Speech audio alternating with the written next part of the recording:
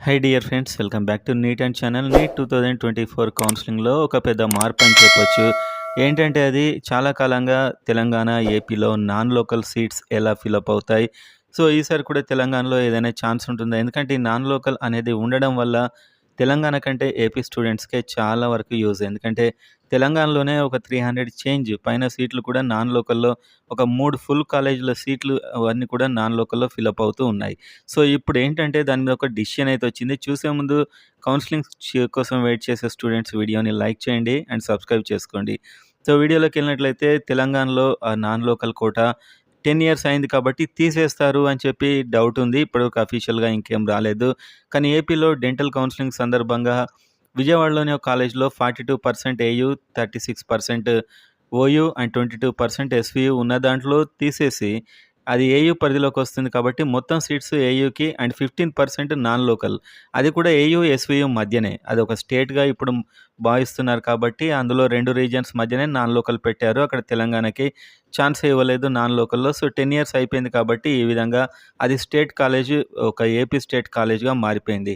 అదేవిధంగా అక్కడ Siddhartha medical college ఉంటుంది. అందులో కూడా అదే విధంగా ఫిలప్ అవుతాయి ఇప్పుడు. అది ఏయూ కాలేజ్‌గానే ఉంటుంది. అందులో 15% నాన్ లోకల్ ఏయూ, ఎస్‌వీయూ మధ్యే ఉంటుంది. అండ్ ఏయూ వాళ్ళకు అక్కడ ఉన్నటువంటి సీట్లన్నీ అడ్వాంటేజ్ అని చెప్పొచ్చు. కాస్త 36% అండ్ 22% ఏదైతే ఉందో అదంతా ఏయూ స్టూడెంట్స్‌కొస్తుంది. సో ఇది కూడా ఎస్‌వీకి కూడా కాస్త ఎఫెక్టే అయిపోయింది ఇది. కాకపోతే వాళ్ళక్కడ నాన్ లోకల్‌కి ఏయూలో ట్రై చేయొచ్చు. కానీ మాక్సిమం ఏయూ వాళ్ళే ఎస్‌వీయూ కాలేజీలో సీట్లొచ్చే అవకాశం ఉంటుంది. అండ్ ఇప్పుడు తెలంగాణ సంగతి చూస్తే తెలంగాణ వాళ్ళు కూడా ఈ రూల్ ఇచ్చేస్తారు ఇప్పుడు. ఎందుకంటే ఎలాగో అక్కడ తీసేశారు కాబట్టి ఇక్కడ కూడా తీసేస్తారు. ఒక 300 పైన సీట్లు తెలంగాణ వారికి అడ్వాంటేజ్. దాదాపు ఒక 3 కాలేజీలు అంటే ఒక 100 సీట్స్ కాలేజీలు అన్ని సీట్స్ అయితే వచ్చేస్తాయి. కాస్త మంచి అడ్వాంటేజ్ అనే చెప్పుకోవచ్చు. ఈ ప్రైవేట్ కాలేజ్, కొత్త కాలేజీలొస్తే ఇంకా అది అడ్వాంటేజ్ అవుతుంది. సో మొత్తానికి ఈ నిర్ణయం వల్ల తెలంగాణ స్టూడెంట్స్‌కి ప్లస్ కాబోతుంది. ఎలాగో తెలంగాణలో ఈ డిసిషన్ తీసుకునేవారే బహుశా. నోటిఫికేషన్ వస్తే అది అఫీషియల్ అవుతుంది. ఇప్పుడు ఏపీలో డెంటల్ సందర్భంగా దీన్ని తీసుకున్నట్లు మనకు పేపర్‌లో అయితే ఇవాళ న్యూస్ వచ్చింది. డెంటల్ కౌన్సెలింగ్ సందర్భంగా. సో ఆ క్లిప్పింగ్స్ కూడా మీరు చూడొచ్చు స్క్రీన్ మీద.